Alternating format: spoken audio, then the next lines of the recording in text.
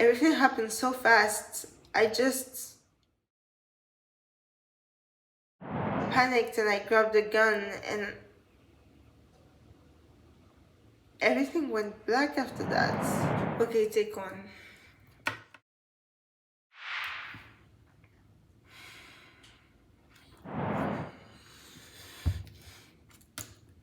Oh, finally. Finally, someone's here. Look, I don't know why you're holding me here. I already told you everything. That's your technique, that's your way of doing things, your MO. You put me in a poorly lit room for 6 hours without so much as a drink of water. And I'm supposed to be what? Losing my mind? My life has ended yesterday, and nothing can faze me now. Nothing. No, I don't want any fucking coffee. I don't want anything. I already told you need details? Fine. The point blank is I did it. I did it. I'm guilty. So lock me up already. Details. Details, right. So my name is Eliza Gray. I'm from France. I'm an actress, not a great recognized one. Up and comer. I was supposed to shoot with Almodovar in like 3 days, but that's that's in a shitter, right? Because I'm gonna be in jail.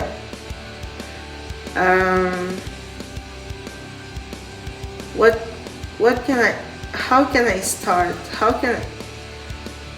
I saw her one day at a cafe.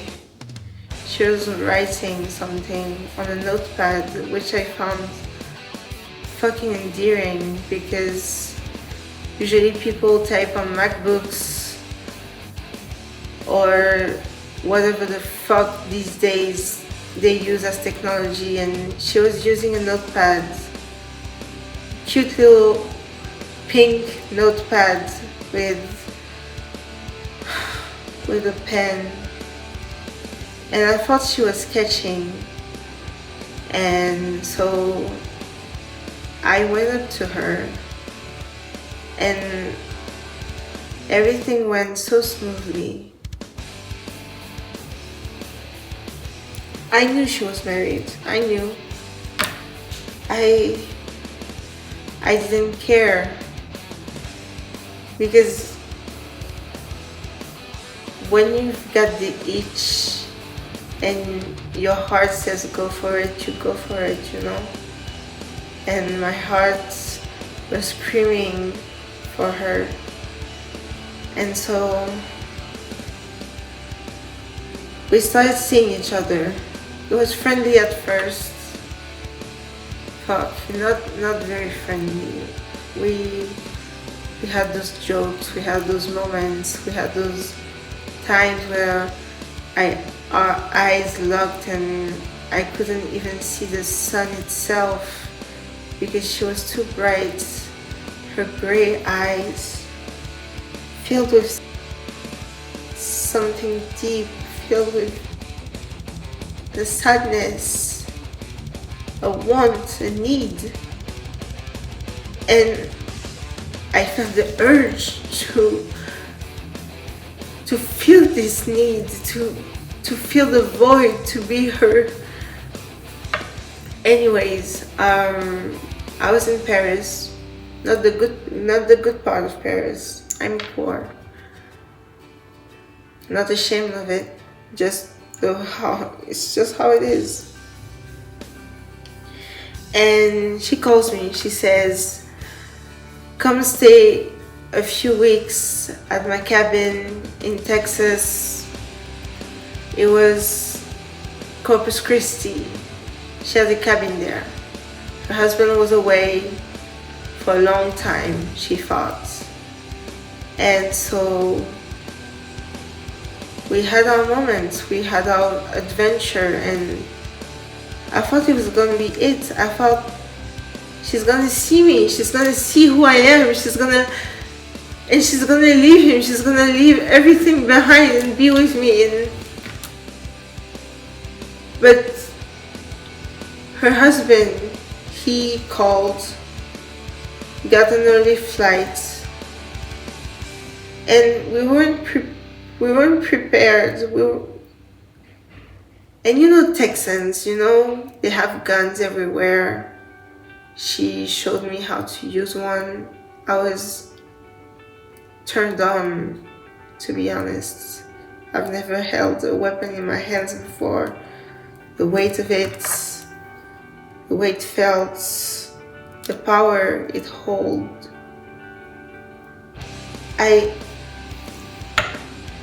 I'm sorry. Reliving the beginning is very hard for me, because the end, I know how it ends, and it ends with blood all over my dress, all over the carpets, all over the walls on the fucking kitchen.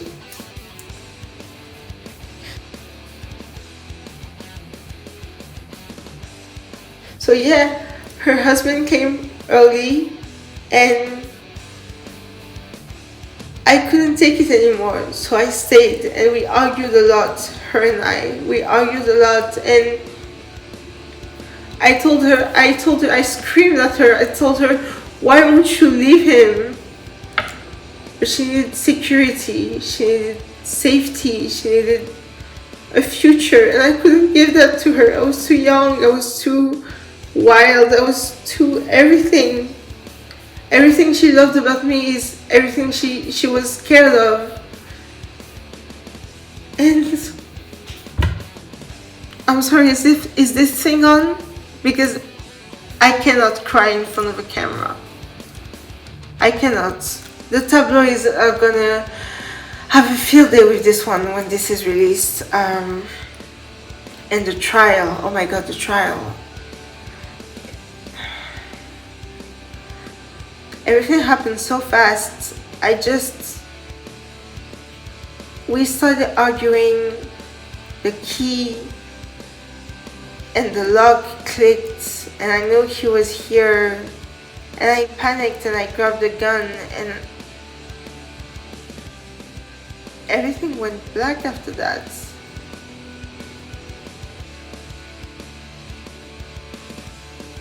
You want me to say it? You want me to admit it? To say it exactly like it happened? Yeah. I killed her. I killed them.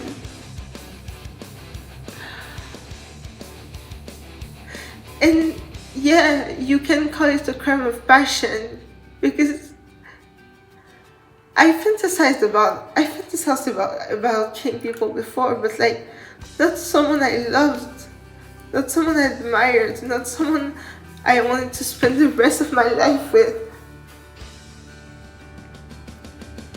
And honestly, it wasn't that bad. It was kind of, I'm gonna sound insane, but it felt cathartic. It felt like a fucking great experience.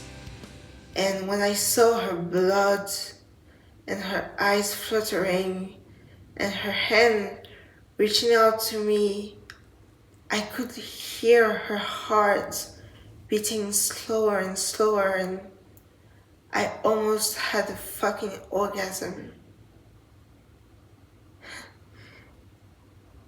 And I knew I was sick.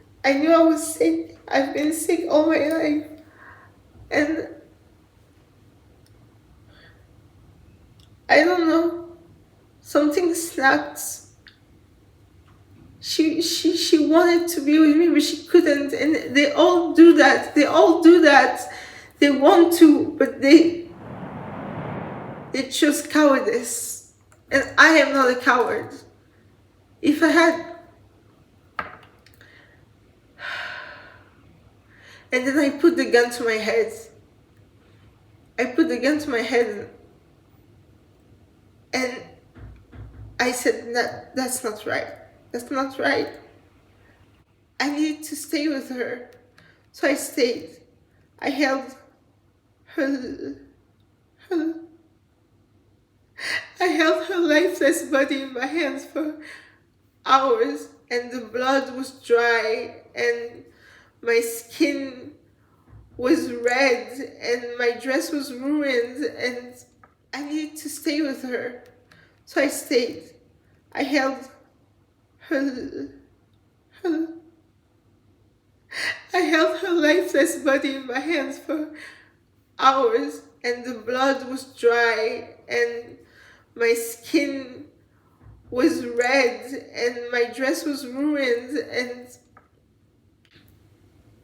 everything is so fuzzy. I just sang her a lullaby.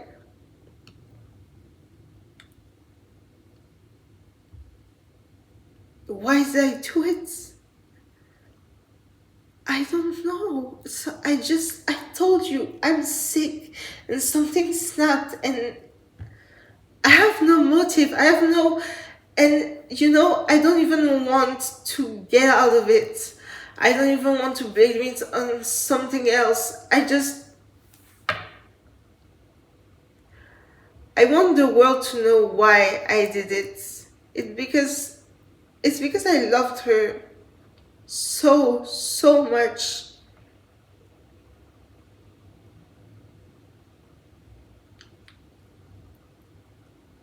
It it's like it's a nightmare. And when her life ended by my hands, I couldn't kill myself. I couldn't.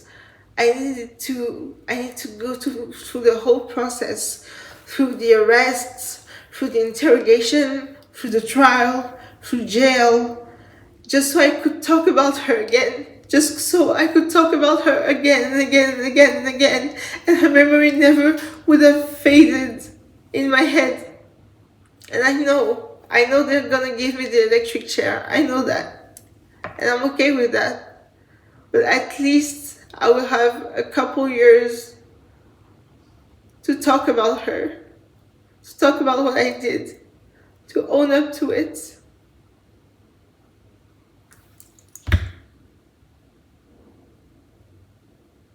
And I couldn't even say that this was the worst day of my life, because I got to be with her. And I regret nothing. I regret nothing except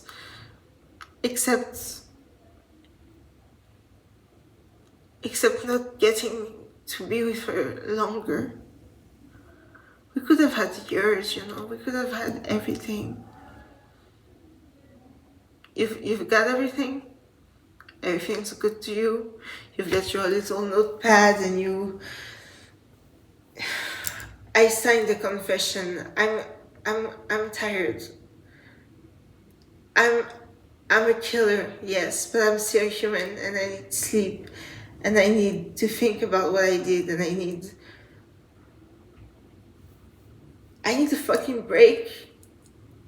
I was gonna be in a movie. And now I'm gonna get the electric chair. I'm gonna get the death penalty, because I know the state, and I know you're gonna make a fucking great case out of it. The lesbian crazed lover, the lesbian black widow.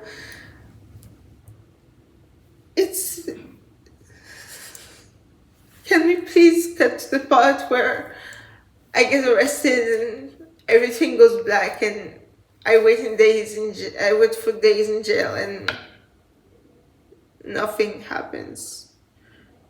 I'm just going through the motions. I can feel her ghost. I can feel her alive beside me, and it's driving me crazy. So yeah, I did it. I killed her. I killed him. I was dead, but And I regret nothing. more alive than ever. I feel all the pain and rage, the bittersweet surrender. There's no light, no shadows, just the cold and the dark. I never felt more at home than 6 feet under. I have begged for the end. I sat there forever until he came in his dark hood, the handsome Grim Reaper.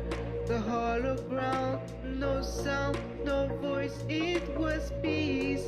And now again I have to wait for death, the ultimate end. The quiet, no voices in my head, no disturbance. No one to hate me, no one to love me, to make me feel like dirt. No one to break my heart to pieces. Listen, all I ever tell, a forgotten princess.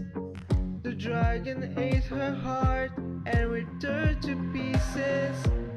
She screamed and she cried, but no one heard her. Her blood tasted so good, he's addicted to her. I have begged for the end. I sat there forever until he came in his dark hood, the handsome Grim Reaper. The hollow ground, no sound, no voice, it was peace. And now I have again to wait for death, the ultimate end. The quiet, the voices in my head, no disturbance. No one to hate me, no one to love me, to make me feel like dirt. No one to break my heart to pieces.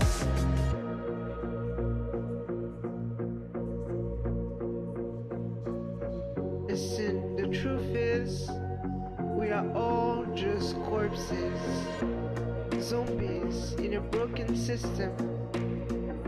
So don't be afraid of the happy never after. Death, the ultimate